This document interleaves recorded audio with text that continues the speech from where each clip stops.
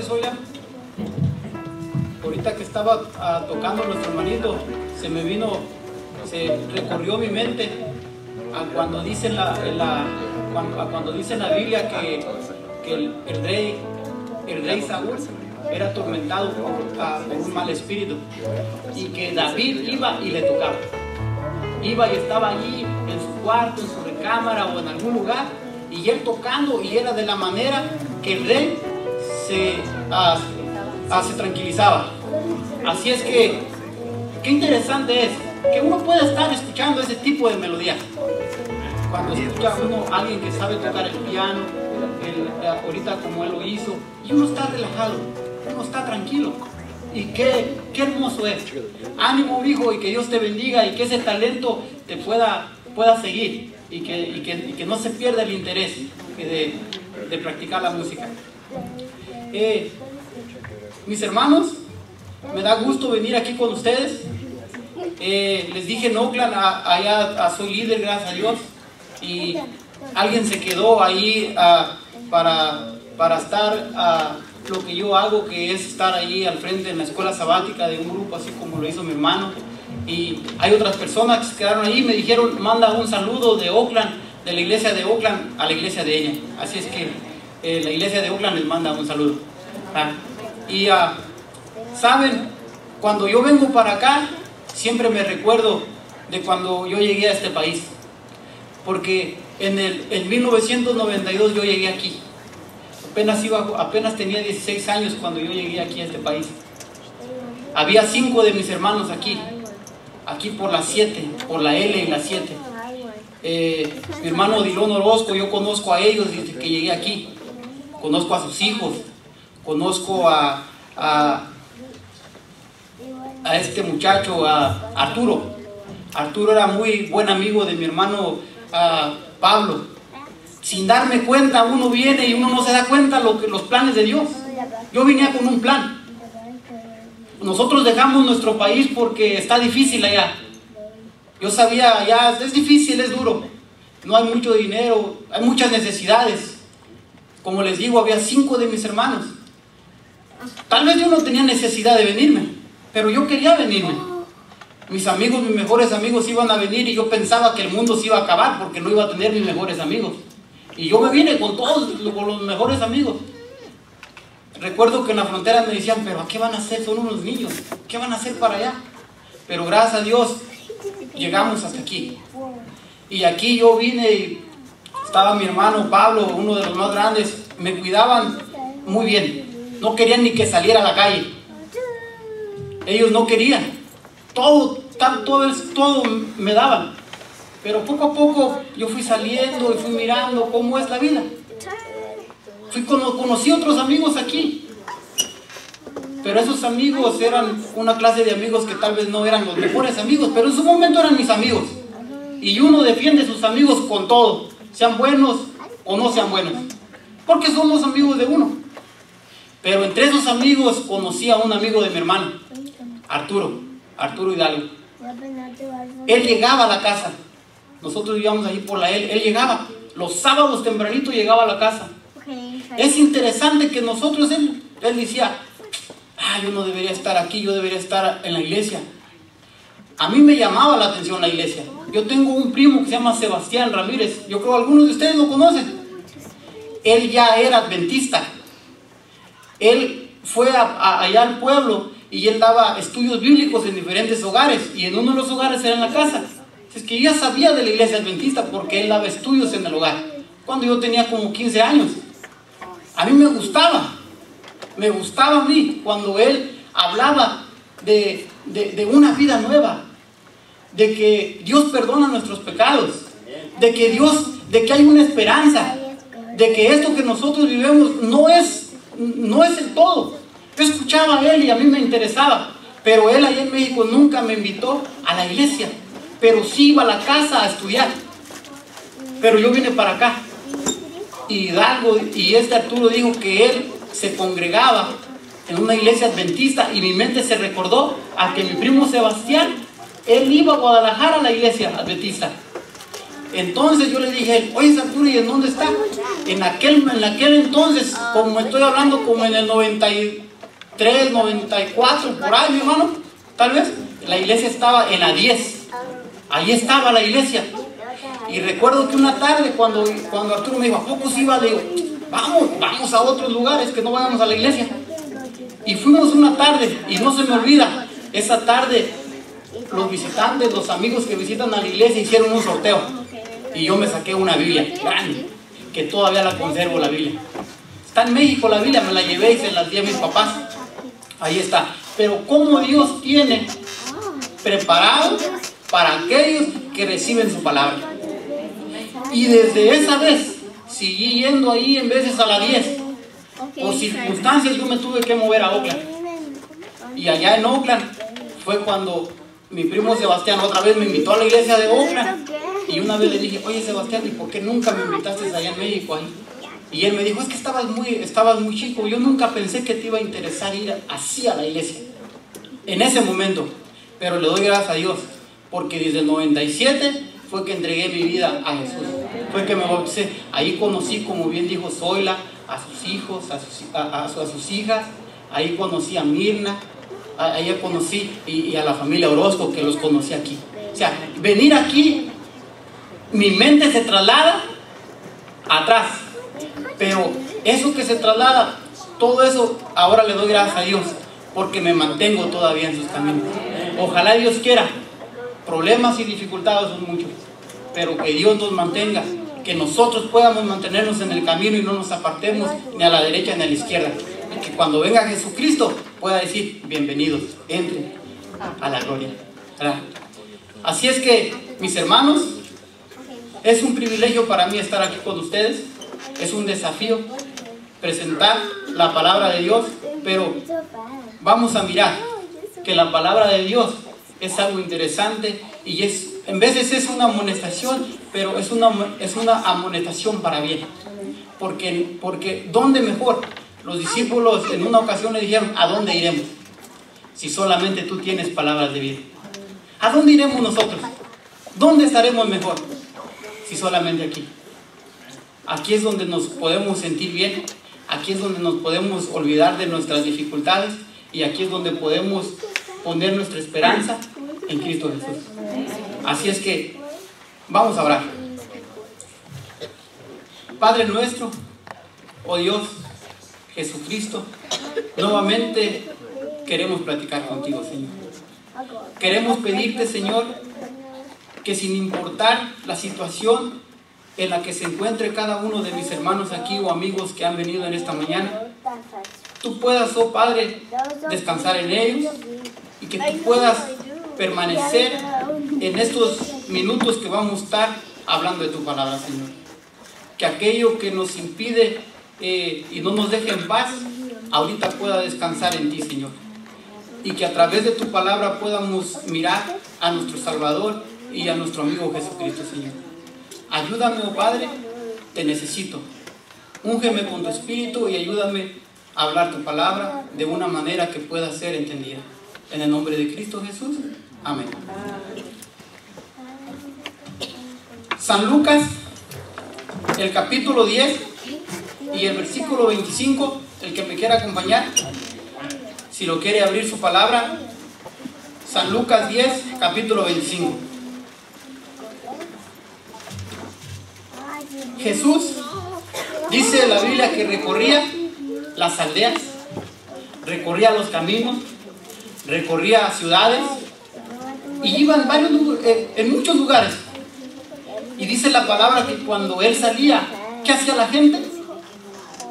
Se amontonaba, se agolpaba.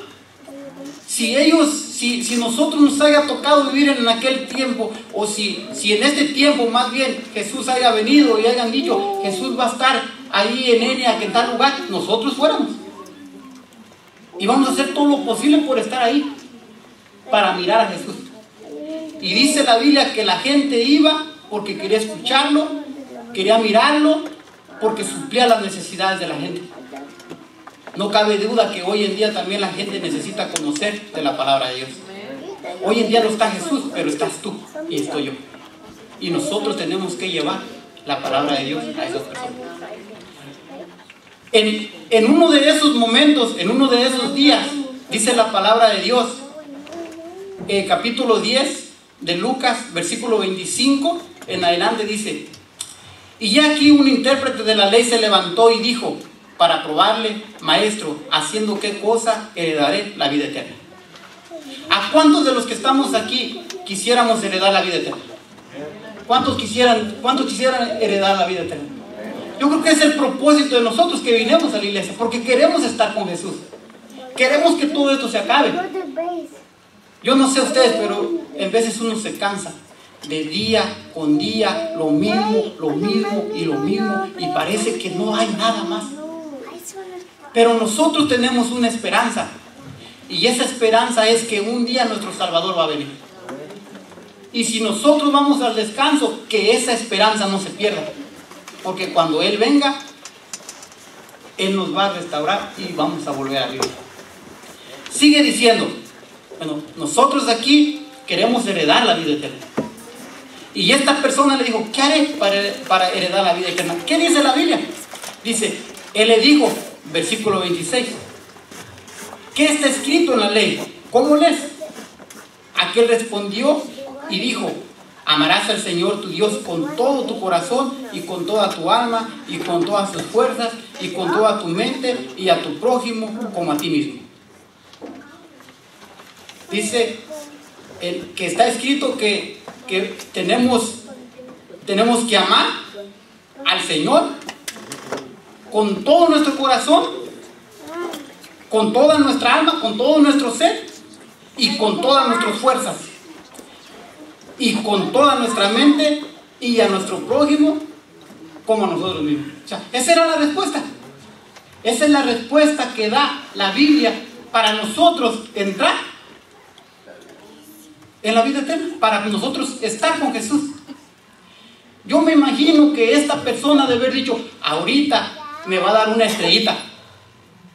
Ahorita delante de todos los que están ahí va a decir, miren, Él sabe lo que hay que hacer para heredar la vida eterna. Así es que ven, te voy a poner el sticker. ¿A dónde les gusta a los niños que le pongan los stickers? En la frente. Para que todos miren que llegaron, en la mano, para que todos miren que llegaron a su escuela el sábado. En veces a los grandes también. Yo me acuerdo que una de las cosas que hago en la clase de escuela sabática es que compro sticker, y el que se aprendió su versículo le doy su sticker y lo pega ahí en su cartilla de escuela sabática, y al final tiene un regalo el que se aprendió todos los versículos. Una manera de estimular para que uno estudie. Entonces este personaje yo me lo imagino que iba a decir, ahorita le va a decir a todos, ven, él sí estudia la Biblia, él sí quiere estar, él quiere estar ahí, quiere ser parte de la vida eterna. Hagan todos como él, para que todos estén allá. Él tal vez ha de haber dicho, ahorita Jesús les va a decir, oh, él es estudioso, pero no. ¿Qué sigue diciendo? Dice, y le dijo, bien has respondido, haz esto y vivirás. O sea, tal vez se quedó chasqueado. Él sabía qué hacer. Entonces, él sabiendo lo que hay que hacer, lo tenía que poner en práctica. La Biblia, mis hermanos, nos dice que nosotros tenemos que amar al Señor, nuestro Dios, con todo nuestro corazón, con toda nuestra alma, con todas nuestras fuerzas y con toda nuestra mente, y al prójimo como a nosotros mismos. Y de esa manera, la vida de ser cristiano se nos va a hacer más fácil. De esa manera, nosotros vamos a querer proclamar el Evangelio. De esa manera nosotros vamos a salir, ustedes van a salir de aquí de la montaña, allá donde la gente necesita, para que venga a la montaña. Porque si nosotros no nos amamos, si no amamos a Dios, ¿cómo vamos a compartir a Dios? Si no lo amamos con todo nuestro ser, ¿cómo lo vamos a compartir? Si nuestra mente no es dirigida por Dios, ¿cómo vamos a hacer? Si no nos amamos a nosotros, ¿cómo vamos a amar al que está a un lado de nosotros? Dice, ama a tu prójimo como a ti mismo. Y en veces uno no se quiere. En veces uno quisiera, oh, yo quisiera estar así, ¿por qué estoy así? No, Dios nos hizo así. Nos tenemos que amar. Y tenemos que nosotros aprender a amar a nuestros hijos, a nuestro esposo, a nuestra esposa, a nuestro familiar, a nuestro amigo, a nuestro vecino, a todos. ¿Por qué? Porque nos amamos nosotros. Porque eso es lo que Dios nos dice. Ámalo. Y si amamos a Él y amamos a los demás, yo les aseguro que en este salón no va a caber la gente. Porque entonces van a mirar en nosotros a Cristo Jesús. ¿Saben? La idea central que quiero que ustedes se quede con ustedes es la siguiente. El título es Una mente para Cristo. Y la idea central es la siguiente. Como cristianos estamos llamados a cuidar nuestra mente.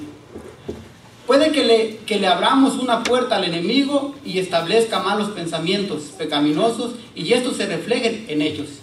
¿Qué hacer? ¿Qué hacer? Tal vez si nosotros en ciertos lapsos de nuestra vida o del día hacemos que el enemigo se meta, a veces sin querer. ¿Qué hacer? Bueno, permitir que el Espíritu Santo gobierne nuestro ser y con la ayuda de Dios renueve nuestra mente.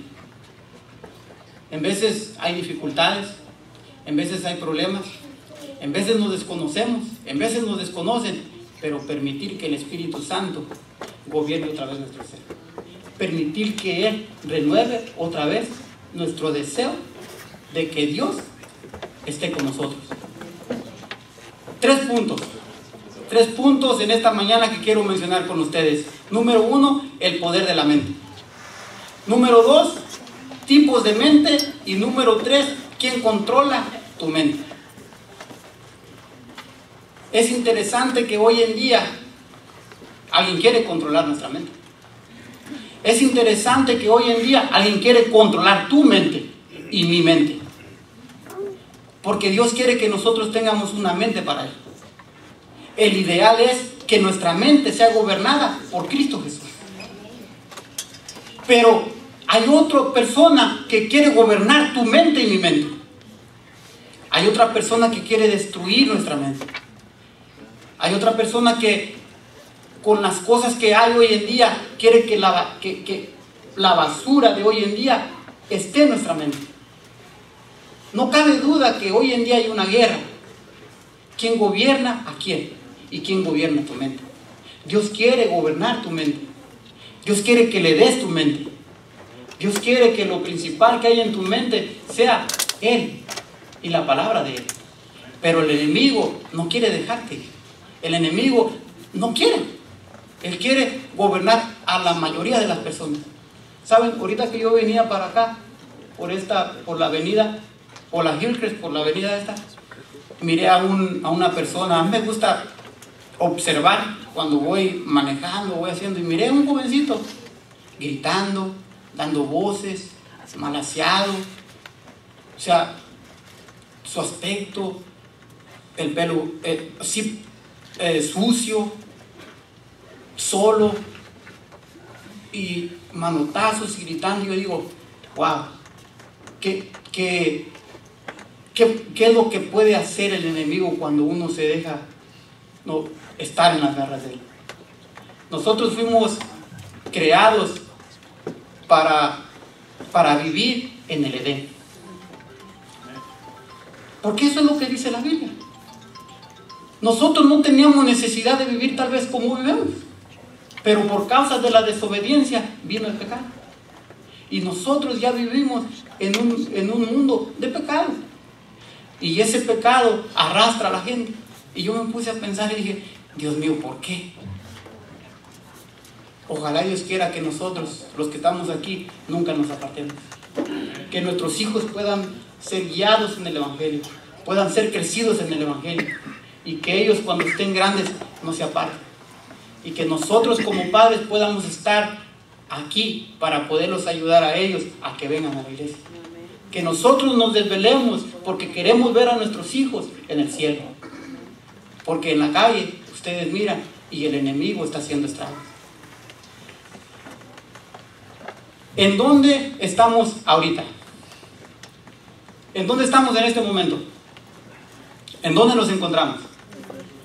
En la iglesia. Estamos en la iglesia. Pero la pregunta es la siguiente: ¿dónde está tu mente? ¿Dónde está tu mente? ¿Dónde está?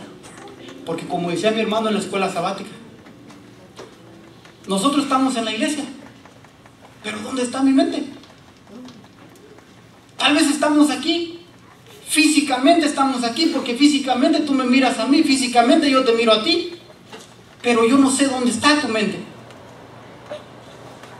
Pero ¿sabes una cosa? Dios sí sabe dónde está tu mente. Y tal vez tú viniste a la iglesia y tienes un problema. Tal vez tú viniste a la iglesia y tienes un familiar que está enfermo. Tal vez tú viniste a la iglesia y tienes un problema que nosotros no sabemos o que los hermanos no saben.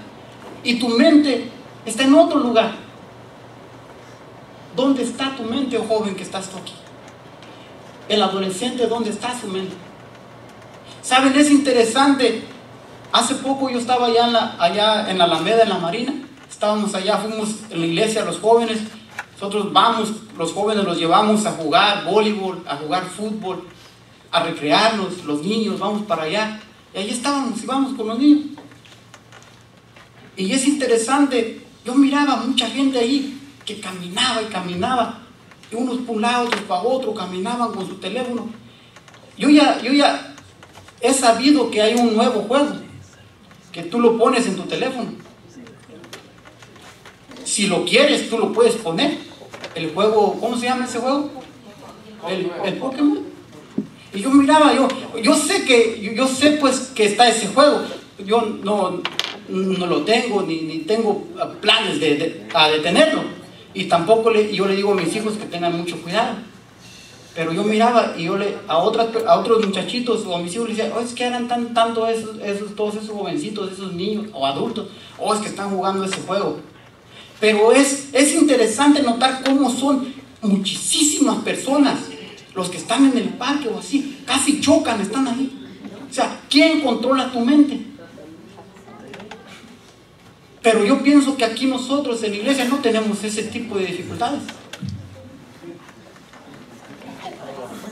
Pero, mis hermanos, por eso les digo, hay una guerra.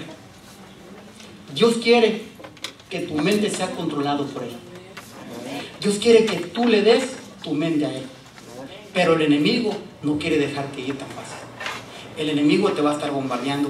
Y si antes por un juego domina a nuestros hijos, o me domina a mí, o domina a nosotros, y si ese juego o eso ya no le está dando resultado, tiene que hacer algo más. Y ahora es lo que hizo. Tenemos que tener mucho cuidado. Porque ¿quién gobierna nuestra mente? El ideal es que Jesús gobierne tu mente y mi mente. Que Dios quiera que nosotros seamos personas que nos dejemos gobernar por la palabra de Cristo Jesús. Y que la gente pueda ver, verdaderamente ellos siguen a Jesús. Y entonces esa gente va a querer ir a donde nosotros vamos. Va a querer estar donde nosotros estamos. ¿Por qué piensas tú que es importante la mente? ¿Por qué ustedes piensan que es importante la mente? Yo quisiera escuchar a algunas personas. ¿Por qué es importante nuestra mente? ¿Por qué?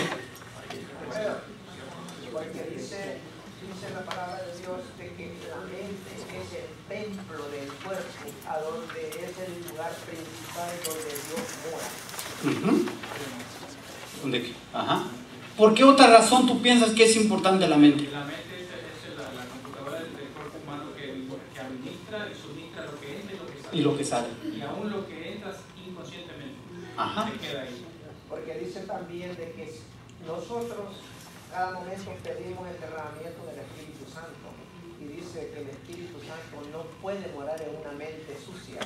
Por eso es que es importante tu mente. Por eso es que Dios con toda tu alma, con todo tu corazón, con todo tu cuerpo, con toda tu mente. Porque eso es lo último que Dios dice, tu mente. Tu mente. Porque es la que tiene que estar limpia para que el Espíritu Santo pueda morar en cualquiera de todos nosotros que estamos aquí.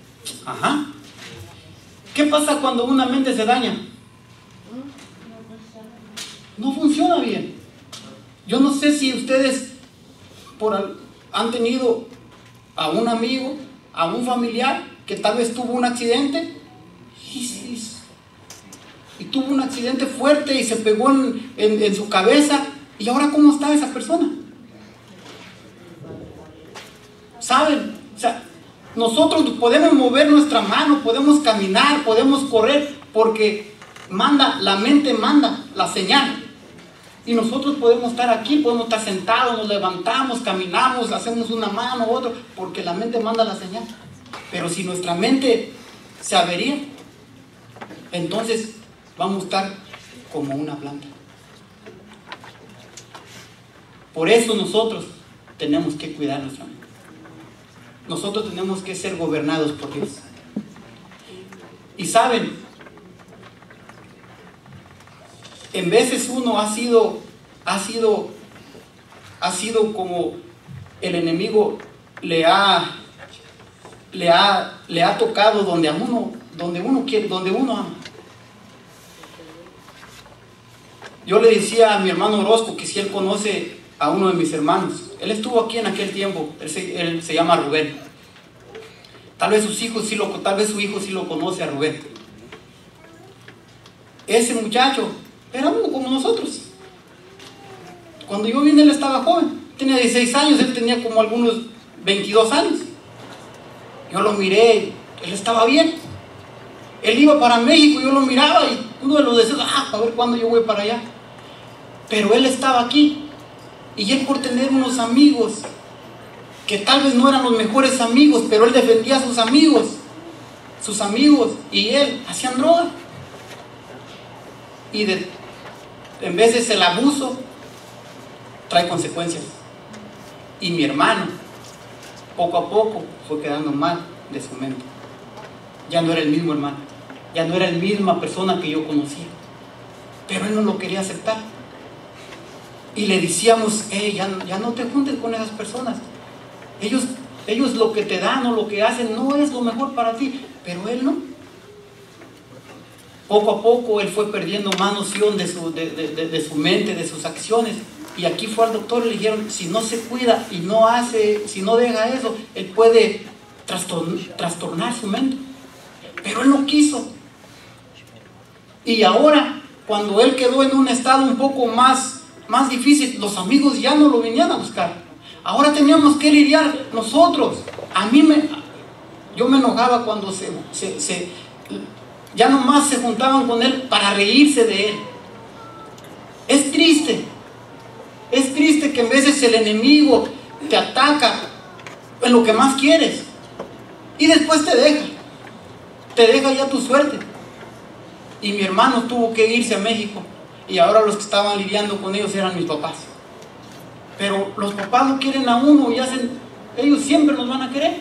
Pero mi hermano hasta hoy en día, él ya no es una persona como nosotros, o como nosotros. Por eso es bien importante que nosotros miremos quiénes son nuestros amigos. Por eso ustedes, los jovencitos que están aquí, o los niños, ustedes tienen que cuidarse quiénes son sus amigos. Tu amigo no te va a dar para que hagas drogas. Tus amigos no te van a invitar para que vayas a tomar alcohol. Ellos te van a invitar, pero esos no son tus amigos. Yo llegué aquí a los 16 años y mis amigos éramos unos amigos que hacíamos varias cosas, pero yo me di cuenta que ellos no eran mis amigos. Cuando yo entré a la iglesia y acepté el evangelio, miré realmente quiénes eran mis amigos. Ahora yo, como un amigo, yo no voy a querer que su mente o que su cuerpo se destruya. Tal vez aquí miras que el cristianismo tal vez es un poco medio, no, eso ya cuando esté grande, no. Cuando tú estás joven, tú puedes cuidarte. Y aquí hay varias personas. Yo conozco a los hermanos de mi hermano, y aquí está su hijo, y yo lo conozco a él cuando estaba más joven. Pero le doy gracias a Dios porque él está aquí en la iglesia. Y le doy gracias a Dios porque hasta ahora me he mantenido aquí en la iglesia. Porque ahora mi hermano está allá, y ahora yo digo, y como mi hermano, ¿cuántos no hay que así están? Y es triste. Pero Dios quiere gobernar nuestro ser y nuestra mente. ¿Cómo se logra? Cuando nosotros lo amamos de todo corazón, de toda nuestra alma, con toda nuestra mente, y amamos a nuestro prójimo como a nosotros mismos. Dios quiere que tú y yo tengamos mentes frescas y tengamos mentes sanas, para que así podamos ir y hablar de la palabra de Dios. El poder de la mente, ¿saben? El poder de la mente, hay un poder en nuestra mente muy bonito, pero tenemos que tener cuidado. Dice que el poder de la mente es, la mente puede recordar, cambiar de parecer, hacer planes, inventar mentiras, puede instruir, puede olvidar, adquirir conocimiento, tramar violencia o tomar decisiones. Porque la mente así es. La pregunta sigue siendo la misma: ¿quién controla tu mente? ¿O quién controla mi mente? Porque la mente, mi esposa me puede decir, ¿me llevas a tal lugar? Yo le puedo decir que sí. Y ella está contenta, pero si llega el día y le digo, ¿sabes qué? Oh, ya se me había olvidado. ¿Cómo se va a sentir mi esposa? O mi hijo, quiero ir al parque y llega la hora y le digo, ¿sabes qué? Mañana vamos. Pero la mente también dice que puede echar mentiras. Y qué triste es cuando nosotros, nuestra mente, es así que echa mentiras. También dice que hay tipos de condición de mente. Hay mente preocupada, hay mente sabia, hay perversa, pervertida, inquieta, con un buen juicio, una mente depravada, altiva, orgullosa, mente endurecida, corrompida, una mente que duda, mente sincera o rencorosa, o etc. Tú que te has dado cita esta mañana aquí, tú que estás aquí, o tú, ¿en qué estado de esos mencionados se encuentra tu mente? Porque hay muchos estados. Puede ser que tenemos una mente con un buen juicio. Puede ser que tal vez tenemos una mente altiva, una mente rencorosa, una mente mentirosa, una mente tranquila.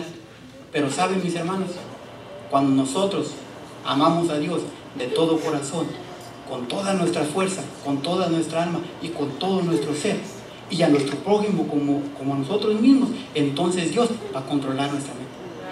Tal vez hoy en día podamos tener alguna característica de estas que no es la mejor, pero con la ayuda de Dios puede cambiar nuestra mente. Con la ayuda de Dios, si he hecho mentiras, Dios me va a ayudar para ya no mentir. Si en el trabajo tal vez quiero hacer deshonra a los patrones, Él me va a ayudar para allá. Porque Dios es el que quiere controlar nuestra mente. Y ese es el ideal, que Dios controle tu mente y mi mente. Sí, y como ya lo mencioné, tal vez aquí, como bien dicen, tal vez aquí no viven tal vez en una ciudad grande, pero saben, en el 92 cuando yo llegué, no hay muchas cosas que estaban aquí. Porque antes nomás la calle esa de el Country Way era la única que salía hasta por allá. Esa salía hasta Brentwood, al 4 se conectaba. Se quería ir más pronto y ahí. Ahora yo vengo y me pierdo. Porque yo ya vivo allá en Oakland y vengo para acá y es todo bien diferente. Ahora ya no es igual que hace tiempo atrás. Así es que si nosotros salimos a las ciudades o a los lugares donde hay más gente, nosotros nos podemos dar cuenta quién gobierna la mente de quién y cómo el enemigo está dominando también a las personas. La pregunta es, ¿qué estamos haciendo nosotros? Nosotros, una vez que ya le dimos nuestro ser a nuestro Señor Jesucristo, tenemos que salir para que las mentes de las personas puedan ser diferentes, para que las mentes de las personas puedan ser guiadas a Cristo Jesús y para que ellos puedan aprender que hay una vida mejor. Porque en la Biblia hay un sinfín de ejemplos. ¿Se recuerdan de un hombre que una vez salió al encuentro de Jesús? Dice la Biblia que este hombre estaba endemoniado. Dice la Biblia que yo me imagino que si tal vez yo haya vivido en ese tiempo y yo lo miro, yo corro. Ni quisiera estar cerca de con él. Porque dice que ¿dónde era su hogar? ¿En dónde vivía este personaje? En los cementerios. Y yo no sé cuántos de los que estamos aquí en nuestro juicio quisiéramos vivir ahí. Ninguno tal vez. Pero esta persona, su mente y su ser era gobernada por el enemigo que quiere destruir a las personas. Pero no cabe duda que cuando uno tiene un encuentro con Jesús, Jesús vino para transformar y para sanar a las personas. Y cuando ese personaje se encontró con Jesús, todavía ese personaje que no era él le dijo: ¿qué tienes contra mí? ¿Por qué vienes? Pero Jesús, que es Dios, Jesús que se dio por ti y por mí, Jesús que quiere restaurarnos, Jesús que quiere controlarnos, el que quiere controlar nuestra mente, le dijo: sal de él. Y cuando salió de él, esa persona fue una nueva persona. Dice la Biblia que esa persona quería seguir a Jesús. ¿Qué le dijo Jesús? Ven, para que ya no te vayas a perder. Ven, porque yo quiero que permanezcas conmigo. Ven, porque yo quiero que tú des testimonio de cómo yo te salvé. ¿Eso le dijo Jesús? No. Jesús le dijo: ve a los de tu casa y cuéntale lo que Dios ha hecho en ti. ¿Qué ha hecho Dios en ti? Tenemos que contar lo que Dios ha hecho en nosotros. Ayer precisamente en el trabajo estaba una persona y como decíamos, nosotros no tenemos que apresurarnos a hablar. Cuando la gente nos dé la oportunidad, nosotros tenemos que hablar. Porque en veces nosotros queremos y por querer echamos a perder todo. Y ayer estaba en el trabajo y una persona me empezó a decir que si ahora iba a ir a trabajar. Y le dije: no. Y me dice: ¿por qué? Le digo: oh, porque voy a la iglesia los sábados. Y me dice: ¿pero por qué vas los sábados? Toda la gente va los domingos. Le digo: bueno, yo voy el sábado porque la Biblia dice que el sábado es el día del Señor. Y ya estuvimos platicando. Otras personas dicen que iban a tomar después del trabajo. Y yo les dije: no, es que yo no tomo. ¿Cómo que no tomas? No, porque la Biblia nos dice que tenemos que, nuestro cuerpo tenemos que cuidarlo. El cuerpo es donde el templo del Espíritu Santo. Y si yo tomo, no tengo buen juicio. Si yo tomo, puedo llegar a la casa y hablar de una manera que no debo de hablar. Si yo tomo, tal vez hasta me puedo meter en problemas contigo. Si uno toma, el cheque que ganamos se acabó. Le digo, o sea, la iglesia y la Biblia no nos prohíbe, nos dice que no lo hagamos. Y cuando no lo haces tú, es bienestar. Vives mejor, tienes mejor salud, haces un mejor juicio. Por eso es que no tomamos. Vamos a la iglesia porque es el día del Señor. Y es interesante, mis hermanos, ¿quién controla tu mente? ¿Qué significa tener una mente de Cristo? Bueno, tener una mente de Cristo, ¿podemos nosotros, ustedes creen que hoy en día podemos nosotros llegar a tener una mente como la que tenía Cristo? Para eso tenemos que conocer cómo era Jesús. Y para eso nosotros podemos conocerlo en los evangelios. Porque dice, Jesús hablaba del reino de Dios. Jesús perdonaba pecados, curaba a los enfermos, ayudaba a necesitados sin importar rango, nacionalidad o oficio. Miraba por los niños, por los marginados, miraba y ayudaba a las mujeres, suplía necesidades, ayudaba a los que estaban en las garras del enemigo y los liberaba. Dio su vida para que nosotros tuviéramos vida eterna si lo aceptamos y seguimos su ejemplo. ¿De qué manera hoy en día podemos llegar a tener la mente de Cristo? Bueno, no cabe duda que haciendo lo que Él hacía. Y hoy en día, tú o yo hemos sido llamados a hacer lo que Jesús hacía. Porque nosotros somos seguidores de Jesús. Jesús ya no está, pero Él dijo que iba a venir.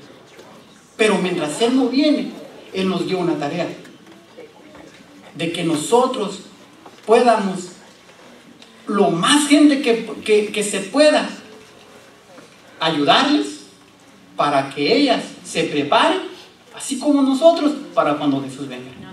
Porque su palabra dice que iba a venir. Y nosotros tenemos que tener la seguridad y la certeza que Jesús va a venir. Y cuando Él venga, nosotros podamos estar junto a Él. Ya no por unos años, por la eternidad, dice la Biblia. Quiero terminar. La lectura bíblica decía, porque ¿quién conoció la mente del Señor? ¿Quién la instruirá? Mas nosotros tenemos la mente de Cristo. ¿Saben? indudablemente, aquellas personas que miraron a Jesús cuando Él ascendió al cielo, esas personas aprendieron y tenían la mente de Cristo. Hoy en día, Dios quiere que tú y yo tengamos la mente de Cristo. Por eso Pablo dijo, nosotros tenemos la mente de Cristo. Porque si nosotros leemos el libro de los Hechos, nosotros nos vamos a dar cuenta que esas personas tenían la mentalidad que Cristo Jesús tenía. Hoy en día, en el 2016, Dios te hace un reto a ti o a ti, para que nosotros tengamos la mente de Cristo. Y que nosotros podamos decir como el apóstol Pablo, porque ¿quién conoció la mente del Señor? ¿Quién la instruirá? Mas nosotros tenemos la mente de Cristo. Y les aseguro que cuando el ideal se haga una realidad, la gente va a venir. Porque van a decir verdaderamente lo que predican, lo practican. Y cuando la iglesia tiene la mente de Cristo, no juzgamos, no mentimos, no nos peleamos entre nosotros, no discutimos, porque tenemos una mente, y la mente es igual que la de Cristo Jesús. Dice la palabra de Dios, Él no escatimó el ser igual a Dios, sino que se dio por ti y por mí. Él siendo Dios, no tenía por qué morir, pero Él lo hizo porque quiere que tú vivas y que yo viva.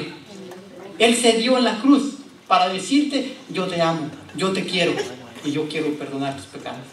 Ojalá y Dios quiera que nosotros podamos entender que Dios es el que quiere y desea dominar nuestra mente. Que nosotros podamos hacer la decisión y podamos decir, Dios mío, ya me cansé de vivir por mis propias fuerzas.